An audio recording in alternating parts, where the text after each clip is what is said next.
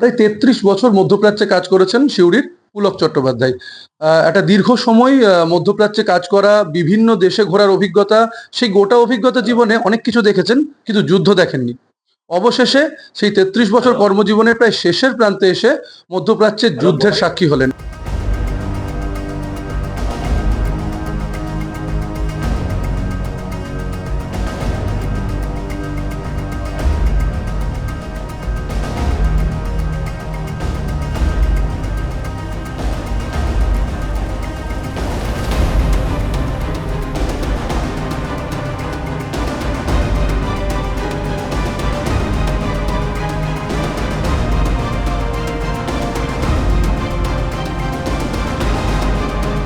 আজকে আমরা কথা বলবো তার সঙ্গে, তার অভিজ্ঞতা, তার সেই সব দিনগুলোর কথা আমরা জেনে নেবো তার কাছ থেকে। হঠাৎ কি হলো এই 28 ফেব্রুয়ারি আমরা মানে আকাশে দেখলাম হঠাৎ করে প্রচন্ড সব আওয়াজ হচ্ছে খুব।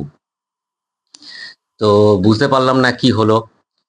তো সব বেরিয়েছি, মানে বারান্দায় বেরিয়েছি। আমার অবশ্য যে বাড়িটা এখন থাকি আমি, সেটা হচ্ছে একদম কর্নিশে, মানে তারপরেই আর কি আমাদের বাড়ির থেকে পুরো সমুদ্রটা দেখা যায়, আর সমুদ্রের পরেই হচ্ছে ইরান।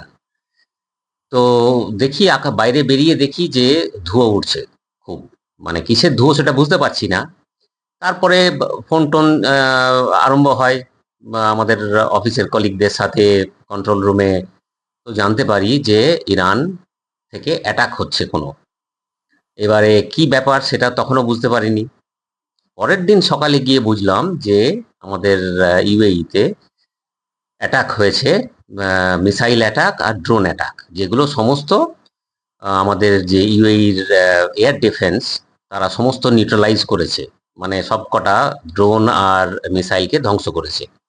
তো ওই আওয়াজগুলো, ওই ধ্বংসের আওয়াজগুলো আমরা শুনেছি। আর যে আকাশের যে যে ইন্টারসেকশনটা হয়েছে তার জন্য যে ধোঁয়া, সেই ধোঁয়াটা আমরা দেখেছি। একটা জিনিস রিয়েলাইজ করলাম যে ইউএই গভর্নমেন্ট, সরকার, মানে খুবই অ্যাক্টিভলি আমাদের টেক কেয়ার করেছে এবং যত থ্রেট ছিল সমস্ত থ্রেটকেই নিউট্রালাইজ করেছে।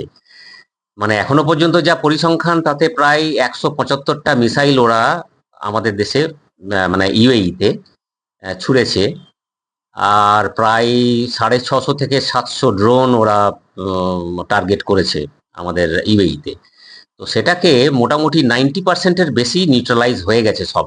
কিছু কিছু মানে স্লিপ করে কিছু জায়গায় পড়েছে। তো সেগুলোতে বেশ কিছু ক্ষয়ক্ষতি হয়েছে ঠিকই, যেমন আমাদের দুবাইয়ে ফেয়ারমাউন্ট হোটেল পাম জুমেরার খুব ফেমাস জায়গা, সেটা হয়েছে ক্ষতিগ্রস্ত। দুবাইয়ের এয়ারপোর্ট হয়েছে, তারপরে আবুধাবির আলদাফরা এয়ারবেসে ওখানের কিছু ডেব্রিস পড়েছে। মানে ড্রোনের ওই মানে মুখটাতে থাকে, বারুদটা থাকে। ওই বারুদটা যখন মানে ব্লাস্ট হয় তখনই অ্যাকচুয়ালি খুব ড্যামেজটা হয়। তো দু একটা সেরকম হয়েছে। তো এসব জিনিস আমরা কোনোদিন দেখিনি, তো হঠাৎ এইসব দেখছি, নিশ্চয়ই খুবই আতঙ্কে আছে সমস্ত ছিলাম ঠিকই। তবে জনজীবন আমি বলবো খুব একটা বেশি এফেক্টেড হয়নি। রাস্তাঘাটে গাড়ি চলাচল তো কমে গেছে, সাধারণ ব্যাপার। লোকজনের চোখে মুখে একটা একটা উদ্বিগ্নতা আছে, এটা ঠিকই। তবে জনজীবন শান্ত, মানে অশান্ত হয়নি, কোনো ডিস্টারবেন্স সেরকম আমি তো দেখতে পাইনি। বাবার শরীরটা খুব একটা ভালো নেই, তাই বাবার 90 বছর বয়স, কিডনির পেশেন্ট। তাই একবার দেখা করতে এসছি, মায়েরও খুব শরীর খারাপ, কান্নাকাটি করছিল, তাই দেখতে আসবার প্ল্যান আমার ছিলই। তো হঠাৎ করে এইটা শুরু হওয়াতে আমার 6 তারিখের প্লেনটা ক্যান্সেল হয়ে গেল। তো তারপরে তো আমরা আবার গিয়ে মানে এতিহাদের ফ্লাইট ছিল, এতিহাদের অফিসে গিয়ে কথাবার্তা বললাম, আমার ইমার্জেন্সিটা বললাম। তো তাতে ওরা আমাকে একটা ব্যবস্থা করে দিল। বললো কিন্তু আমাকে, কলকাতার ফ্লাইট ছিল আমার, আমাকে বললো যে আহমেদাবাদ পর্যন্ত ছেড়ে দেবে, তারপরে আপনি নিজের ব্যবস্থা করে নিন। তো আমি সেই সুযোগটাই নিলাম। আমি আর আমার স্ত্রী দুজনে আমরা চলে এলাম। প্রায় 350 মতো লোক ছিল, সবাই উদ্বিগ্ন ছিলাম যে কখন কোনো মিসাইল এসে না মেরে দেয় বা ড্রোন এসে না মেরে দেয়। তারপরে যখন আমরা মানে ওই আহমেদাবাদের কাছাকাছি এলাম, তখন বেশ আমাদের একটা স্বস্তি হলো আর কি, যে এবার ঢুকলাম আমরা ইন্ডিয়ান এয়ার স্পেসে। তারপরে নামার পরেই তো শুনলাম যে আবুধাবিতে আবার অ্যাটাক হয়েছে। সত্যি খুব চিন্তায় আছি আমরা। আমাদের সবকিছু ছেড়ে ছুড়ে দিয়ে এসেছি একটা ছোট্ট ব্যাগ নিয়ে। আমাদের বন্ধু বান্ধব, বেশ কিছু আত্মীয় স্বজনও ওখানে আছে। তো খুবই চিন্তায় আছি। 2 সপ্তাহ পরে আবার আমার যাবার টিকিট, জানি না যেতে পারবো কিনা।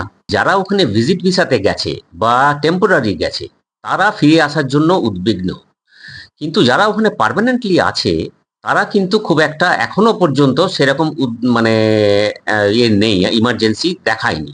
তবে এটা ঠিকই সবাই ওয়ারিড, সবাই চিন্তা করছে নেক্সট প্ল্যান কি হতে চলেছে, নেক্সট মুভ কি হতে চলেছে, সরকারের কি ইভ্যাকুয়েশন প্ল্যান আছে বা কি ধরনের অ্যাকশন নেওয়া উচিত, এই সবগুলো তো চিন্তা করছে ঠিকই। তবে এটুকু আমি বলবো যে তারা যে একদম মরিয়া চলে আসার জন্য তা কিন্তু নয়। যেটা আমার যদি না হতো ছুটি, মানে না থাকতো প্রি প্ল্যান, তাহলে হয়তো আমি আসতাম না। সেরকম পরিস্থিতি নেই, হয়নি যে কোনো ইমিডিয়েট ইমার্জেন্সি ইভ্যাকুয়েশন দরকার অ্যাটলিস্ট ইউএই থেকে।